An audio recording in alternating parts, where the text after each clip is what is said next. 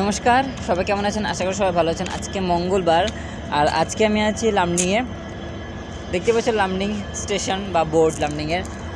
লামডিংয়ে এখন শীতলা পূজা চলছে আর আমার মানত ছিল যে শীতলা পূজাটা করবো, কেননা আমার শরীরে যে রোগটা হয়েছিল, বসন্ত রোগটা হয়েছিল, তো আমি মানত করেছিলাম যে যদি ওই রোগটা কমে যায় তাহলে শীতলা মন্দিরে এসে মায়ের পুজোটা করব।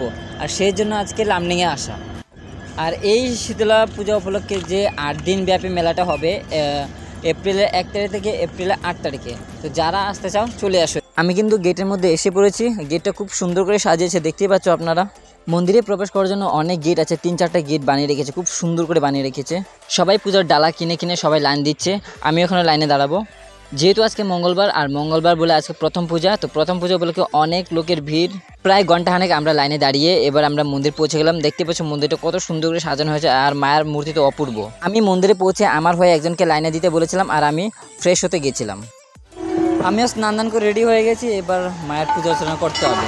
আজকে এই শীতলা পূজা করার কারণ হলো বসন্ত। আমার শরীরে যে বসন্তটা হয়েছিল সেটা কমানোর জন্যই এই পূজা করা। যাই হোক, আমিও ডালা কিনে নিয়েছি। ডালা কিনে এবার আমি মন্দিরের সামনে লাইন দিলাম। আমার হয়ে যে লাইনে দাঁড়িয়েছিল সেকে ধন্যবাদ জানিয়ে এবার আমি লাইনে দাঁড়িয়ে বললাম। হাতে হাতে দেখতে পাচ্ছ ডালা এখন নিয়ে নিয়েছি আমিও। নিয়ম অনুসারে মায়ের চরণের জল ঢালা আর বাকি যা নিয়ম আছে সবগুলো নিয়ম নিষ্ঠা অনুযায়ী এই পূজা আজকে সম্পন্ন করতে হবে আমার। আমি কিন্তু অনেক মন্দিরে যাই আর অনেক মন্দিরে যাওয়ার পরে আমার একটা সমস্যার সম্মুখীন হতে হয়, আমার হাতে সিঁদুর লেগে যায়। বেলা তখন 10টা থেকে 11টা বাজে আর দেখতে পাচ্ছ মন্দির চত্বরে কত ভক্তের সমাগম, কত ভিড়। আজকে শুধু এই মন্দিরে ভক্তরা দূর দূরান্ত থেকে এসেছে মায়ের পূজা অর্চনা করার জন্য। যেমন আমি গেছি, মন্দিরে যে ঢাকগুলো বাজছে সেসব আওয়াজ শুনে অনেক সুন্দর লাগছে আমার।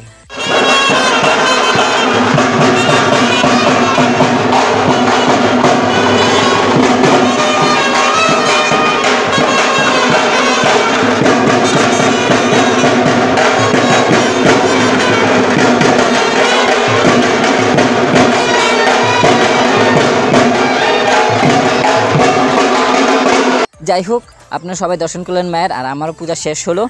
ও হ্যাঁ, শুধু এই বেলার পূজা শেষ করলে হবে না, আরও পূজা রয়েছে যেটা রাত্রে হবে। সারাদিন যাওয়ার পর পণ্ডিত মশাই এখন বসলো পূজা করতে আর এই পূজা শেষ করতে রাত হয়ে যাবে। বেশ অনেকক্ষণ পূজা করার পর পণ্ডিতজি এখন আরতি করছে। আরতি করা মানে পূজা প্রায় শেষের দিকে চলে এসছে। আমরা মায়ের চরণে অঞ্জলি দিয়ে তারপর চলে আসলাম প্রসাদ পেতে। যেই সব ভক্তরা মায়ের চরণে অঞ্জলি দিয়েছে সেই সব ভক্তদেরকে কমিটি একটি টোকেন দিয়েছে।